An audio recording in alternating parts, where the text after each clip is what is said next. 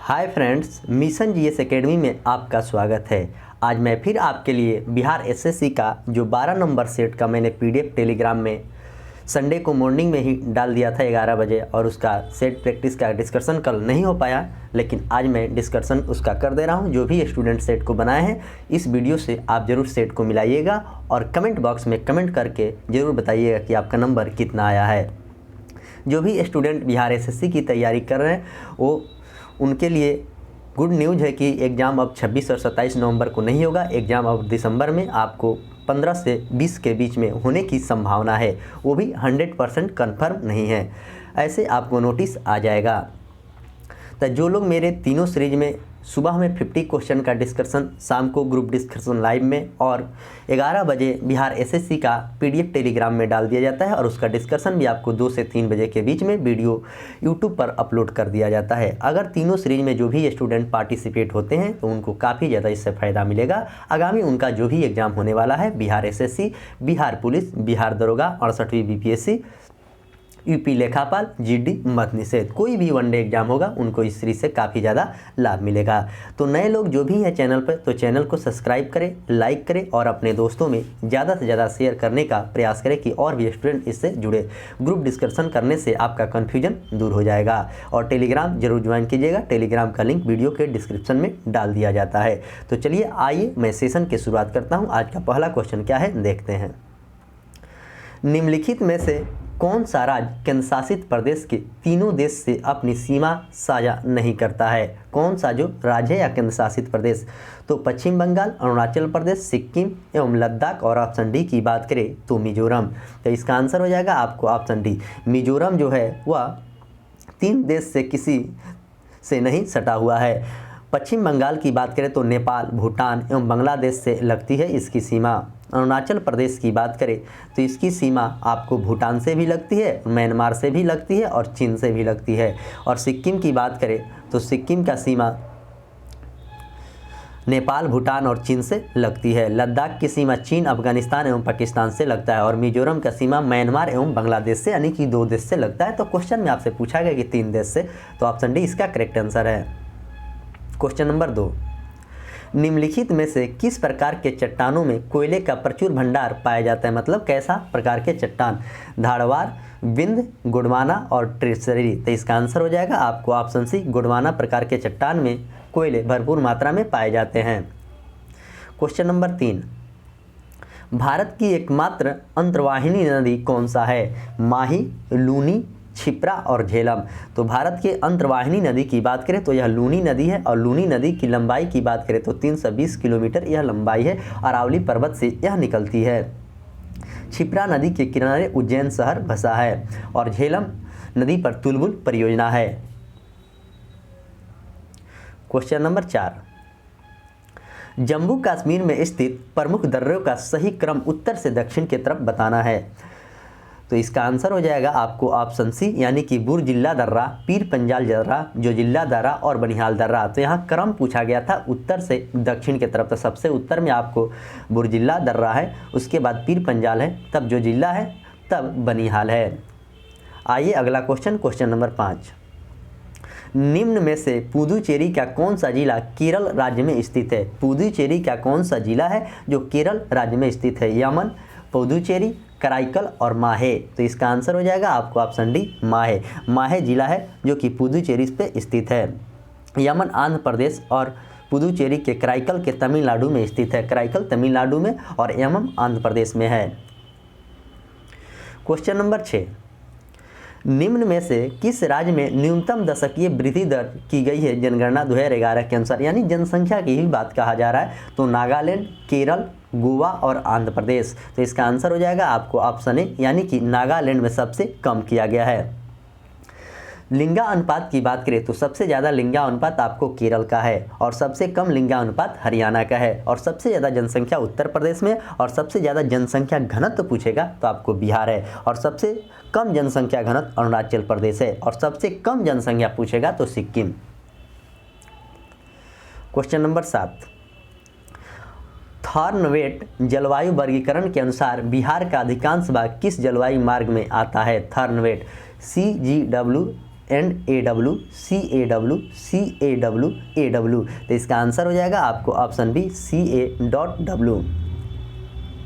Question number 8, जनगणना 2011 के अनुसार बिहार के किस जिले में न्यूनतम लिंगानुपात है? 2011 के जनगणना के अनुसार बिहार में पूछा गया, मुंगेर, भागलपुर, खगड़िया और शिवहर। तो सबसे कम लिंगानुपात आपको मुंगेर में है और सबसे ज़्यादा पूछेगा तो गोपालगंज में आपको है सबसे ज़्यादा लिंगानुपात। क्वेश्चन नंबर 9,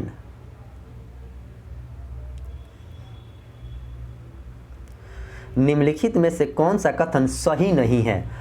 स्थल मार्गों की ऊंचाई या महासागर सतह की गहराई समुद्र तल से मापी जाती है। यूरोप और एशिया भूभाग यूराल पर्वत और यूराल नदी के द्वारा एक दूसरे को अलग करते हैं।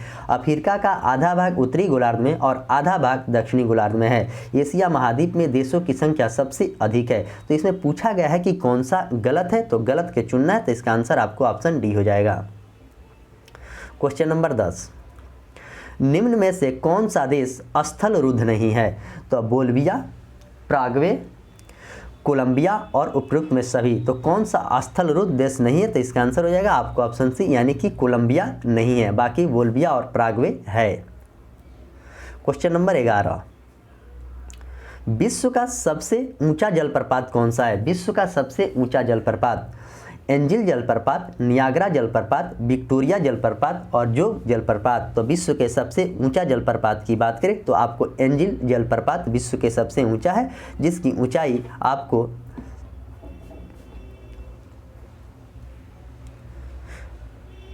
नियाग्रा जलप्रपात जाम्बेजी नदी पर है। जोग जलप्रपात जो है शरावती नदी पर है। क्वेश्चन नंबर 12, बिहार का कौन सा जिला क्षेत्रफल के दृष्टि से सर्वाधिक वनावरण वाला जिला है? क्षेत्रफल के दृष्टि से पश्चिमी चंपारण, कैमूर, किशनगंज और मुंगेर। तो इसका आंसर हो जाएगा आपको ऑप्शन बी, मुंगेर जो है क्षेत्रफल के अनुसार सबसे ज़्यादा सर्वाधिक वनावरण वाला जिला है और सबसे ज़्यादा बारिश आपको किशनगंज में होता है। क्वेश्चन नंबर 13, जनगणना 2011 के अनुसार बिहार के किस जिले में न्यूनतम जन घनत्व है, मतलब सबसे कम जनसंख्या घनत्व है बिहार में? कैमूर में, जमुई में, बांका में और पश्चिमी चंपारण में। तो इसका आंसर हो जाएगा आपको ऑप्शन ए यानी कि कैमूर में सबसे कम लिंगानुपात है और गोपालगंज में सबसे ज़्यादा लिंगानुपात है। क्वेश्चन नंबर 14, 2011 के जनगणना के अनुसार भारत की सबसे बड़ी जनजाति कौन है? यह क्वेश्चन आपको बीपीएससी 67वीं का जो दोबारा प्रीलिम्स का एग्जाम हुआ था उसमें भी यह क्वेश्चन को पूछा गया था। तो इसका आंसर हो जाएगा आपको भील, ऑप्शन ए करेक्ट है। निम्न में से कौन सबसे प्राचीन बौद्ध ग्रंथ है? पूछा गया कि सबसे प्राचीन बौद्ध ग्रंथ कौन सा है? दीपवंश, महावंश, मिलिंद पन्हो और त्रिपिटक। तो निम्नलिखित में से कौन सबसे प्राचीन बौद्ध ग्रंथ है, यह बात आपसे पूछा गया। तो इसका आंसर हो जाएगा आपको ऑप्शन सी यानी कि त्रिपिटक। बौद्ध धर्म के संस्थापक की बात करें तो ऋषभदेव थे और जैन धर्म के संस्थापक ऋषभदेव थे और उसके अंतिम और 24वें महावीर थे। क्वेश्चन नंबर 16, दक्षिण भारत में किस वंश का शासन पाल एवं प्रतिहार वंश के शासनकाल के समकालीन थे? दक्षिण भारत में तो राष्ट्रकूट, परमार, पल्लव और वाकाटक। तो इसका आंसर हो जाएगा आपको ऑप्शन ए यानी कि राष्ट्रकूट। राष्ट्रकूट वंश के संस्थापक दंतीदुर्ग थे, जिसकी राजधानी की बात करें तो मानखेत थे और पल्लव वंश के संस्थापक श्री विष्णु थे। क्वेश्चन नंबर 17, बाबर ने अपनी आत्मकथा बाबरनामा किस हिंदू शासक का उल्लेख किया है? बाबर ने अपनी आत्मकथा बाबरनामा में किस हिंदू शासक का उल्लेख किया है? तो मेवाड़ का, विजयनगर का, गुजरात का और ऑप्शन डी की बात करें तो ए और बी दोनों का। तो इसका आंसर हो जाएगा आपको ऑप्शन डी यानी कि ए और बी दोनों, मेवाड़ का और विजयनगर दोनों का किया है। आइए अगला क्वेश्चन देखते हैं, क्वेश्चन नंबर 18, औरंगजेब की मृत्यु के समय मुगल साम्राज्य को कुल कितने प्रांतों में थे? औरंगजेब के मृत्यु के समय तो 17 प्रांत में, 18 प्रांत में, 21 प्रांत में और 24 प्रांत में। तो इसका आंसर की बात करें तो इसका आंसर हो जाएगा आपको ऑप्शन सी यानी कि 21 प्रांत में थे। क्वेश्चन नंबर 19, किसानों को अपने को न सिर्फ विदेशी गुलामी से बल्कि भूस्वामियों को पूंजीपतियों की गुलामी से भी मुक्त कराना होगा। यह कथन किसका था? तो महात्मा गांधी का था, सहजानंद सरस्वती का था, भगत सिंह का था, बाल गंगाधर तिलक का था। तो यह कथन की बात करें तो यह कथन आपको भगत सिंह का था। महात्मा गांधी के द्वारा भारत छोड़ो आंदोलन जब 1942 में हुआ था, उसमें उन्होंने करो या मरो का नारा दिया था। क्वेश्चन नंबर 20, 1857 के विद्रोह को जन्म देने में कौन सा कारण जिम्मेदार रहा? तो लॉर्ड डलहौजी की हड़प नीति, अवध का विलय, सैनिकों के भेदभावपूर्ण व्यवहार, और ऑप्शन डी की बात करें तो सभी। तो कौन सा कारण था? तो इसका आंसर हो जाएगा आपको ऑप्शन डी, यानी कि सभी कारण था। 1857 के क्रांति की बात करें तो 10 मई मेरठ से स्टार्ट हुआ था। उस समय भारत के वायसराय कैनिंग थे। क्वेश्चन नंबर 21, दुनिया के पहले नैनो यूरिया तरल संयंत्र का उद्घाटन किस राज्य में किया गया है? दुनिया का सबसे पहले जो लिक्विड में आएगा अब यूरिया, तो हरियाणा में, राजस्थान में, गुजरात में और मध्य प्रदेश में। तो इसका आंसर की बात करें तो इसका आंसर हो जाएगा आपको ऑप्शन सी, यह गुजरात में किया गया है नैनो यूरिया का। क्वेश्चन नंबर 22, निम्नलिखित में से कौन सा प्राणी द्विलिंगी प्राणी का उदाहरण नहीं है? द्विलिंगी प्राणी का उदाहरण नहीं है। तो केंचुआ, टेपवर्म, जोक और ककरोच। तो कौन सा नहीं है ये बात पूछा गया। तो इसका आंसर होगा आपको ऑप्शन डी, ककरोच नहीं है। केंचुआ, टेपवर्म और जोक ये है। क्वेश्चन नंबर 23, महात्मा गांधी राष्ट्रीय समुद्री उद्यान कहाँ पर स्थित है? महात्मा गांधी राष्ट्रीय समुद्री उद्यान कहाँ पर है? तो गुजरात में है, अंडमान निकोबार में है, गोवा में है और तमिलनाडु में है। तो यह कहाँ पे है यह बात पूछा गया। तो इसका आंसर हो जाएगा आपको ऑप्शन बी, यानी कि अंडमान निकोबार में है। क्वेश्चन नंबर 24, निम्नलिखित में से कौन सा पॉलीसेकेराइड नहीं है? पॉलीसेकेराइड नहीं है। तो स्टार्च, सेलुलोज, ग्लाइकोजेन और लैक्टोज। तो पूछा गया कि इसमें कौन सा पॉलीसेकेराइड नहीं है? तो ग्लैक्टोज पॉलीसेकेराइड नहीं है, सेलुलोज, स्टार्च और ग्लाइकोजन ये सब पॉलीसेकेराइड का उदाहरण है।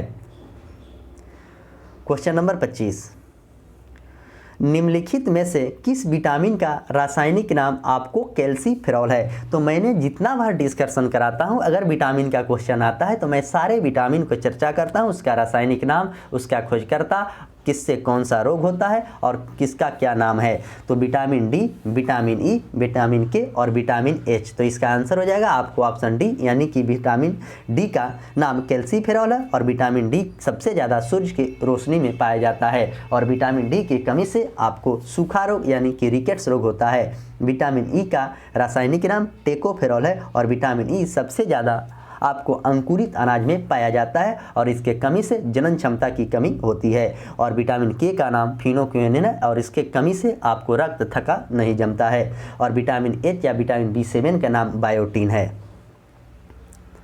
क्वेश्चन नंबर 26, निम्नलिखित में से कौन संक्रामक रोग नहीं है? कौन सा इसमें जो है संक्रामक रोग नहीं है? तो मलेरिया, हैजा, कैंसर और एंथ्रेक्स। तो कौन सा इसमें नहीं है यह बात पूछा गया। तो इसका आंसर हो जाएगा आपको ऑप्शन सी, यानी कि कैंसर नहीं है। बाकी मलेरिया, हैजा और एंथ्रेक्स है। क्वेश्चन नंबर 27, चुंबकीय क्षेत्र की तीव्रता का इकाई क्या होता है? चुंबकीय क्षेत्र की तीव्रता का इकाई क्या होता है? टेस्ला, वेबर, ल्यूमेन और कैंडेला। तो चुंबकीय क्षेत्र की इकाई की बात करें तो इसका इकाई आपको टेस्ला होता है। ज्योति फ्लक्स का लूमेन होता है। ज्योति तीव्रता का कैंडेला होता है। चुंबकीय फ्लक्स की बात करें तो उसका वेबर होता है। विभवांतर का वोल्ट होता है। वायुमंडलीय दाब बार से मापा जाता है। चुंबकीय तीव्रता टेस्ला होता है। ठोस कोण स्टेरेडियन, कोणीय वेग रेडियन पर सेकेंड होता है। तो ये सारे चीज़ को आप अच्छे से याद रखेंगे, आपके एग्जाम में ये सब पूछा जाता है। क्वेश्चन नंबर 28, निम्नलिखित में से कौन सुमेलित नहीं है? मैग्नीशियम आतिशबाजी से है, यूरेनियम परमाणु बम से है, क्लोरीन इलेक्ट्रिक बल्ब से है और जिंक गैल्वेनिक करंट से है। तो इसमें पूछा गया कि कौन सा सही नहीं है, तो इसमें गलत को चुनना है। तो ऑप्शन सी इसका करेक्ट आंसर होगा। क्वेश्चन नंबर 29, लैंगिक जनन से आनुवांशिक विचरण कैसे होता है? लैंगिक जनन से आनुवांशिक विचरण कैसे होता है? जीन के सम्मिश्रण से, क्रोमोसोम में बदलाव से, जीन के मिश्रण सॉफ्टलिंग से, और ऑप्शन डी की बात करें तो सभी से। तो इसका आंसर हो जाएगा आपको ऑप्शन डी, यानी कि सभी से होता है। जीन के सम्मिश्रण से, क्रोमोसोम से, जीन के मिश्रण से। क्वेश्चन नंबर 30, निम्नलिखित में से कौन सी वह भौतिक घटना है जिसके आधार पर एक सरल परिदर्शित पेरिस्कोप कार्य करता है?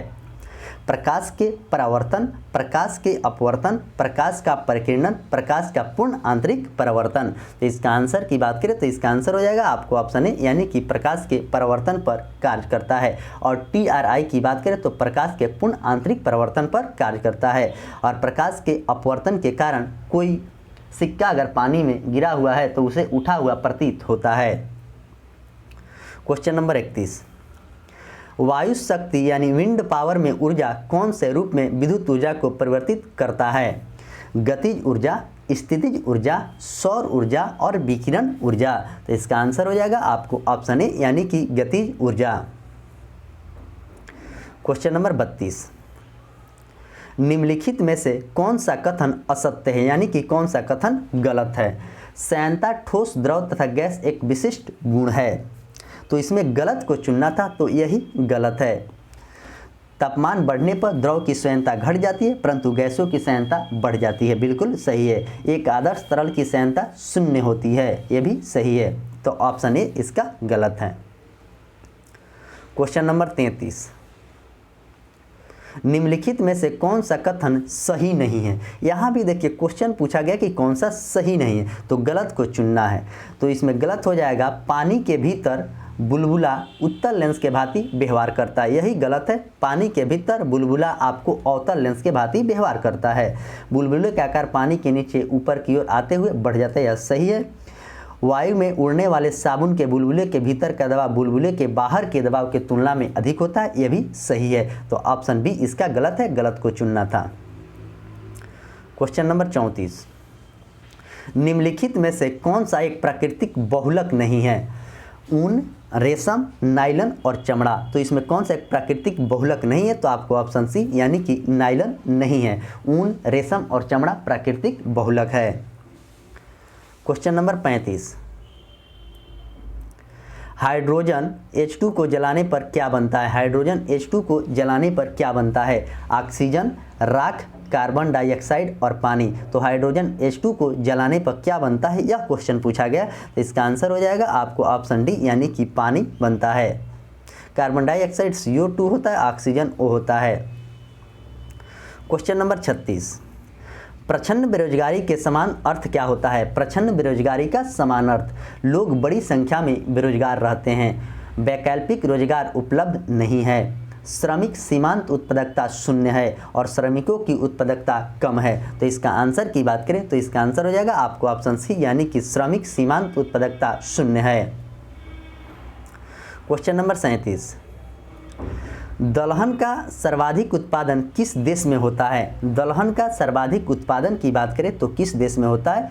ऑप्शन ए बांग्लादेश में, ऑप्शन बी ईरान में और ऑप्शन सी स्पेन में और ऑप्शन डी की बात करें तो भारत में। तो इसका करेक्ट आंसर आपको ऑप्शन डी हो जाएगा, यानी कि भारत में सबसे ज़्यादा दलहन का उत्पादन होता है।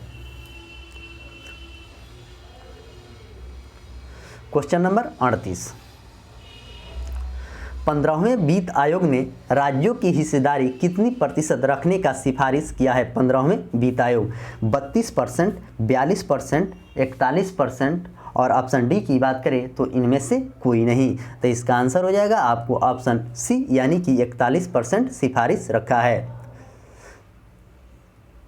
क्वेश्चन नंबर 39, निम्नलिखित में से कौन सा भारतीय कृषि की निम्न उत्पादकता के कारण नहीं होता है? जनसंख्या का दबाव, सहकारी कृषि, प्रच्छन्न बेरोजगारी, भूजोत का छोटा आकार। तो कौन सा इसमें नहीं है? नहीं को चुनना है। तो इसका आंसर हो जाएगा आपको ऑप्शन बी, यानी कि सहकारी कृषि। क्वेश्चन नंबर 40, हाल ही में आयोजित IPL 2022 का खिताब किस टीम ने जीता है? IPL जो 2022 का हुआ है वो कौन सा टीम जीता है? Kolkata night Riders, Chennai super king, Gujarat Titan और ऑप्शन डी राजस्थान रॉयल्स। तो इसका आंसर हो जाएगा आपको ऑप्शन सी गुजरात टाइटन ने जीता है। और कल ही जो आपको T20 वर्ल्ड कप हुआ था उसका फाइनल इंग्लैंड ने जीता है पाकिस्तान को हराकर। Question number 41, BIMSTEC. Question number 41 का रहा है बिम्स्टेक संबंध में निम्नलिखित में से कौन सा कथन सही नहीं है, यानी कि गलत पूछा गया है। तो इसका आंसर की बात करें तो इसका आंसर हो जाएगा आपको ऑप्शन डी। इसके सदस्य में देश बांग्लादेश, भूटान, भारत, म्यांमार, नेपाल और मालदीव और श्रीलंका। तो इसके देश की बात करें तो इसमें कौन कौन देश है? बांग्लादेश, भूटान, भारत, म्यांमार, नेपाल, मालदीव और श्रीलंका है। तो यही गलत है। क्वेश्चन नंबर 42, भारत की प्रथम महिला सांसद कौन है? भारत की प्रथम महिला सांसद राजकुमारी अमृता कौर, राधाबाई सुब्रमण्यम, रजिया सुल्तान और सुचिता कृपलानी। तो भारत के प्रथम महिला सांसद की बात करें तो राधाबाई थी। सुचिता कृपलानी की बात करें तो भारत के प्रथम महिला मुख्यमंत्री थी जो कि उत्तर प्रदेश के बनी थी। रजिया सुल्तान जो थी प्रथम महिला शासिका थी। क्वेश्चन नंबर 43, मार्च 2022 के 5वीं संयुक्त राष्ट्र पर्यावरण सभा का संपन्न कहां पर हुआ? तो नई दिल्ली में, नैरोबी में, अंगोला में और अबू धाबी में। तो यह कहां पर हुआ, यह बात पूछा गया। तो इसका आंसर हो जाएगा आपको ऑप्शन बी, यह नैरोबी में हुआ है। क्वेश्चन नंबर 44, नेपाल के संसद का नाम क्या है? नेपाल के संसद का नाम जातीय संसद, राष्ट्रीय पंचायत, तोंगसुडू और संसद। तो नेपाल के संसद के नाम की बात करें तो राष्ट्रीय पंचायत है और जातीय संसद आपको बांग्लादेश के संसद का नाम है और त्योंग भूटान के संसद के नाम है और भारत के संसद नाम है। क्वेश्चन नंबर 45, अंतर्राष्ट्रीय श्रम संगठन यानी कि ILO का गठन कब हुआ था? ILO का गठन 11 अप्रैल 1919 को, 11 अप्रैल 1921, 25 दिसंबर 1925 और 7 सितंबर 1920 को। तो अंतर्राष्ट्रीय श्रम संगठन यानी ILO का गठन कब किया गया था, यह बात पूछा गया। तो इसका आंसर हो जाएगा आपको ऑप्शन ए, 11 अप्रैल 1919 को हुआ था। क्वेश्चन नंबर 46, विश्व पर्यावरण दिवस कब मनाया जाता है? विश्व पर्यावरण दिवस कब मनाया जाता है? 5 जून को, 21 जून को, 11 जुलाई को और 5 जुलाई को। तो विश्व पर्यावरण दिवस आपको 5 जुलाई को मनाया जाता है और 5 जून को मनाया जाता है। 21 जून को विश्व योग दिवस मनाया जाता है, योग दिवस। 11 जुलाई को जनसंख्या दिवस मनाया जाता है। क्वेश्चन नंबर 47, कांचीपुरम का मंदिर किस शहर में अवस्थित है? कांचीपुरम का शिव मंदिर जो है वह किस शहर में अवस्थित है? तो बेलूर में, हैदराबाद में, चेन्नई में और बेंगलुरु में। तो कांचीपुरम का मंदिर जो है वह कहाँ पे है, इस बात को पूछा गया। तो इसका आंसर हो जाएगा आपको ऑप्शन सी, यानी कि चेन्नई में है कांचीपुरम का मंदिर।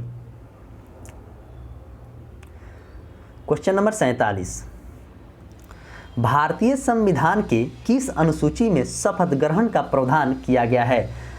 प्रथम अनुसूची में, दूसरा अनुसूची में, तीसरा अनुसूची में और चौथी अनुसूची में। तो भारतीय संविधान की बात करें तो तीसरी अनुसूची में शपथ का बात कहा गया है और दूसरी अनुसूची की बात करें तो उसमें पेंशन, वेतन की बात कही गई है और प्रथम अनुसूची की बात करें तो राज्यों के संघ की बात कहा गया है। और 3 व्यक्ति भारत के ऐसे हैं, राष्ट्रपति, राज्यपाल और उपराष्ट्रपति। इनको शपथ अनुच्छेद के तहत दिया जाता है। राष्ट्रपति को अनुच्छेद 60 के तहत, उपराष्ट्रपति के अनुच्छेद 69 के तहत और राज्यपाल के अनुच्छेद 159 के तहत। ये तीनों अच्छे से याद रखेंगे। क्वेश्चन नंबर 49,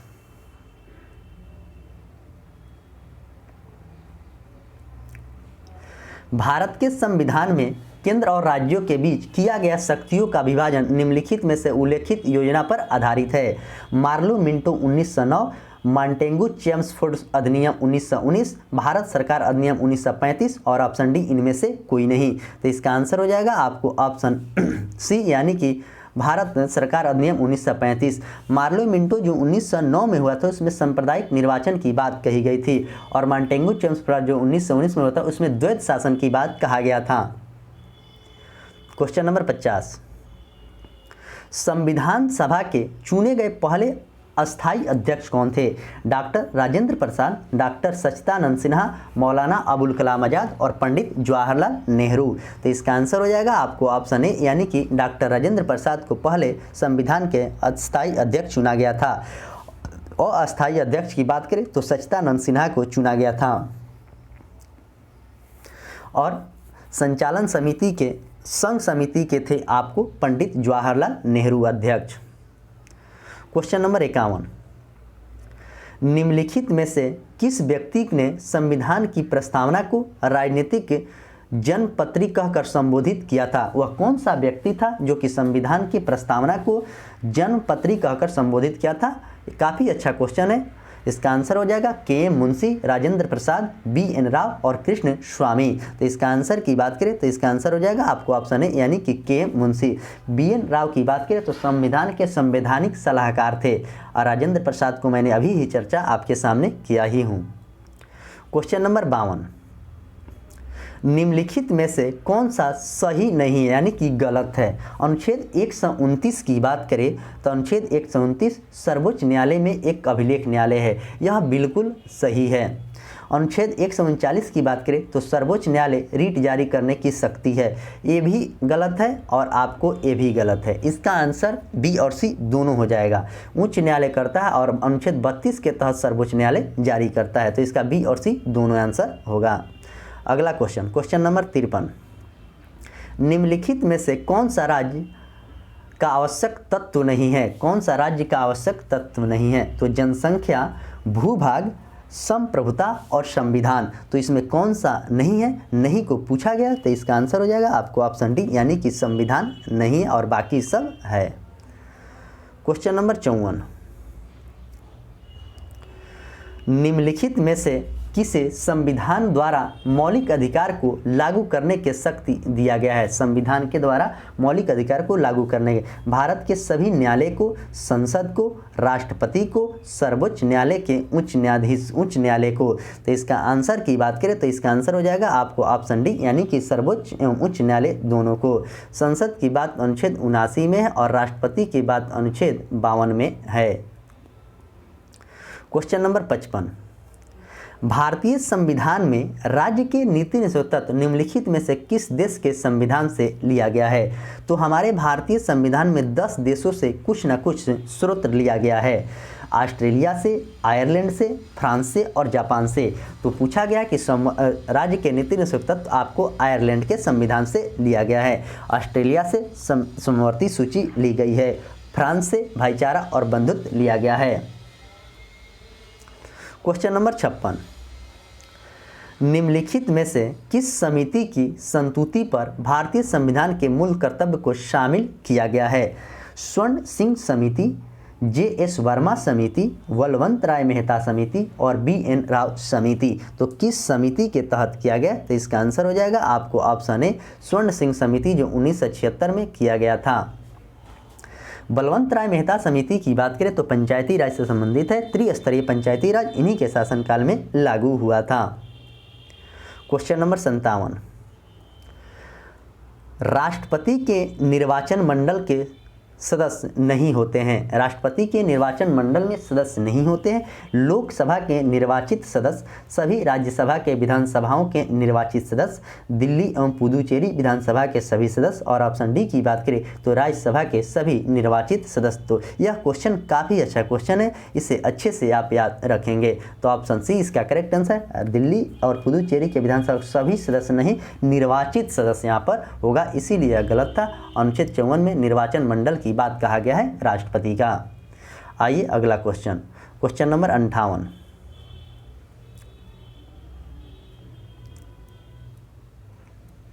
मंत्रिपरिषद व्यक्तिगत रूप से किसके प्रति उत्तरदायी होते हैं? व्यक्तिगत रूप से यहाँ पर पूछा गया है, न कि सामूहिक रूप से।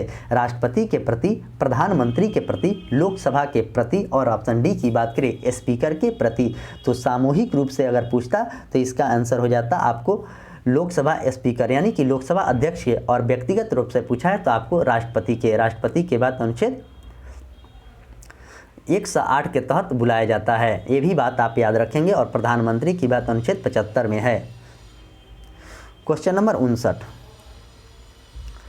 निम्नलिखित में से कौन संसद के दोनों सदनों के संयुक्त बैठक की अध्यक्षता करता है? संसद के दोनों सदनों के, राष्ट्रपति, लोकसभा अध्यक्ष, राज्यसभा का सभापति और भारत का प्रधानमंत्री, तो कौन करता है यह बात पूछा गया। तो इसका आंसर हो जाएगा आपको ऑप्शन बी यानी कि लोकसभा के अध्यक्ष करता है। लोकसभा अध्यक्ष की बात अनुच्छेद 93 में है और वर्तमान में लोकसभा के अध्यक्ष ओम बिरला हैं, जो कि राजस्थान के कोटा से वो सांसद भी हैं। राज्यसभा के सभापति उपराष्ट्रपति होता है, जो कि वर्तमान में आपको जगदीप धनखड़ जी हैं। उपराष्ट्रपति की बात अनुच्छेद 63 में है। क्वेश्चन नंबर 60, भारतीय संविधान का अभिभावक हैं। भारतीय संविधान का अभिभावक हैं राष्ट्रपति, लोकसभा, मंत्रिमंडल और सर्वोच्च न्यायालय। तो इसका आंसर हो जाएगा आपको ऑप्शन डी, सर्वोच्च न्यायालय हैं।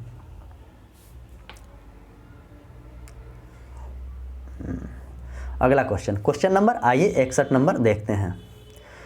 समष्टि अर्थशास्त्र का जनक किसे माना जाता है? समष्टि अर्थशास्त्र का जनक किसे माना जाता है? एडम स्मिथ को, अल्फ्रेड मार्शल को, जे.एम. किन्स को और कौटिल्य को। तो किसे माना जाता है यह बात पूछा गया। तो इसका आंसर होगा आपको ऑप्शन सी, जे.एम. किन्स को माना जाता है। अर्थशास्त्र के पिता आपको एडम स्मिथ है और कौटिल्य भी अर्थशास्त्र के पिता हैं।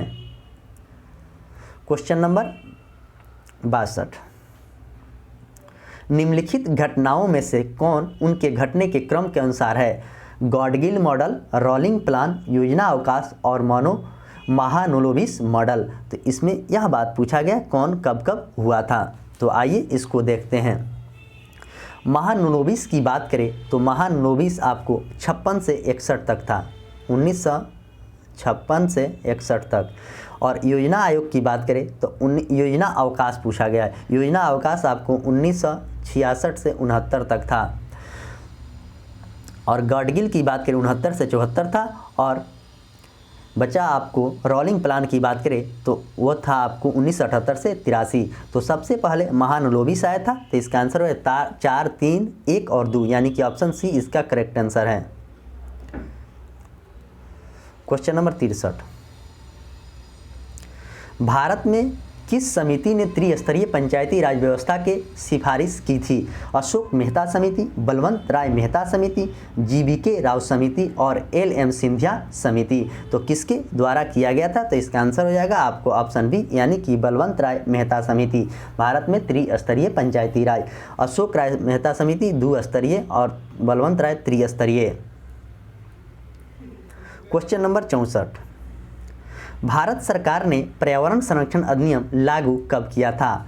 1986 में, 1987 में, 1988 में और 1980 में। तो यह कब किया था? तो आपको ऑप्शन ए हो जाएगा यानी कि 1986 में किया था लागू। 1988 में सेबी की स्थापना हुआ था। 1980 में 6 बैंकों का राष्ट्रीयकरण किया गया था इंदिरा गांधी के शासनकाल में। क्वेश्चन नंबर 65, आंतरिक सुरक्षा अकादमी कहाँ पर अवस्थित है? आंतरिक सुरक्षा अकादमी माउंट आबू पर, नासिक में, हैदराबाद में और पुणे में। तो कहाँ पर है यह आपको ऑप्शन है इसका करेक्ट आंसर है यानी कि माउंट आबू में है। भारत सरकार के गृह मंत्री के अंतर्गत आंतरिक सुरक्षा अकादमी का माउंट आबू पर स्थापित किया गया है। फिंगर प्रिंटिंग हैदराबाद में है। Question number 66, Prince of Wales कब किस खेल से संबंधित है? प्रिंस ऑफ वेल्स किस खेल से संबंधित है? तो गोल्फ से है, पोलो से है, जिम्नास्टिक से है और ब्रिज से है। तो इसका आंसर हो जाएगा आपको ऑप्शन ए, यह गोल्फ से संबंधित है। एजरा कप भी आपको गोल्फ से ही संबंधित है। पोलो में आपको 4 खिलाड़ी होते हैं और वाटर पोलो में 7 खिलाड़ी होते हैं। ये भी बात आप अच्छे से याद रखेंगे। क्वेश्चन नंबर 67, बिहार में बाढ़ के कारण बिहार में बाढ़ के कारणों में कौन से नहीं है, कौन से कारण नहीं है? तो बिहार में हिमालय नदिया का प्रभाव है, नदिया का द्वारा मार्ग बदलना, बिहार में बहुउद्देशीय परियोजना और मानसून के समय अधिक वर्षा। तो इसमें पूछा गया है कि कौन सा कारण नहीं है, तो इसका आंसर हो जाएगा आपको ऑप्शन सी, बिहार में बहुउद्देशीय परियोजनाएं। तो यही गलत है, गलत को पूछा गया था। Question number 68,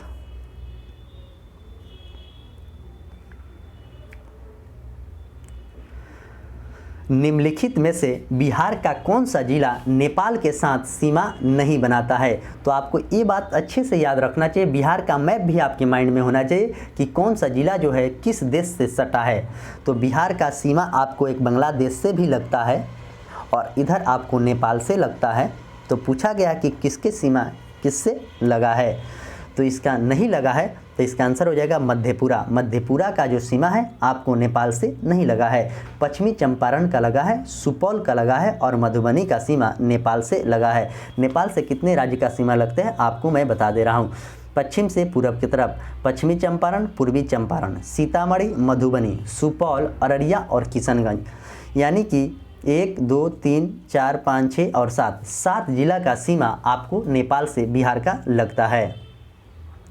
question number 69, Jarawa जनजाति किस राज्य या केंद्र शासित प्रदेश में निवास करते हैं? जारवा जनजाति तो झारखंड में, असम में, लक्षद्वीप में और अंडमान निकोबार में। तो जारवा कहाँ पे करते हैं? तो ऑप्शन डी हो जाएगा, यानी कि वो अंडमान निकोबार में जारवा जनजाति निवास करते हैं।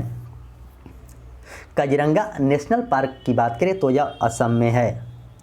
आज के सेशन के लास्ट क्वेश्चन यानी कि 70 नंबर क्वेश्चन, 12 नंबर सेट का बिहार एसएससी के, पहाड़ों की नगरी किस शहर को कहा जाता है? पहाड़ों की नगरी किस शहर को कहा जाता है? श्रीनगर को, डूंगरपुर को, बेंगलुरु को और मेघालय के।